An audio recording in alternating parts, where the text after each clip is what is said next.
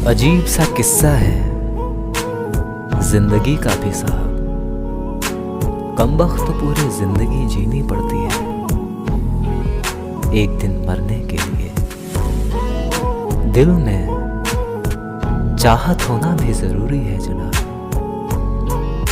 वरना याद तो रोज दुश्मन भी किया करते हैं। अजीब लोग बसते हैं शहर में मेरे,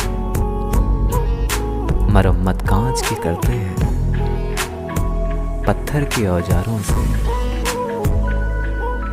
कौन था जिसे दुख सुनाते अपना,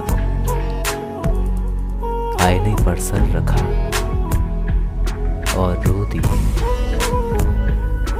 मोहब्बत थी तो चांद भी अच्छा था, उतर गई तो दाग भी दिखने लगे। इतनी ठोकरें देने के लिए शुक्रिया है जिंदगी। चलने का ना सही, संभलने का हुनर तो आया।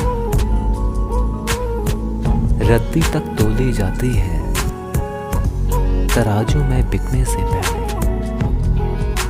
तुम्हें कोई परख रहा है तो इसमें बुरा क्या है। फूल चाहे कितनी भी ऊंची टहनी पर क्यों ना लग जाए, लेकिन खिलता तभी है जब मिट्टी से जुड़ा रहे।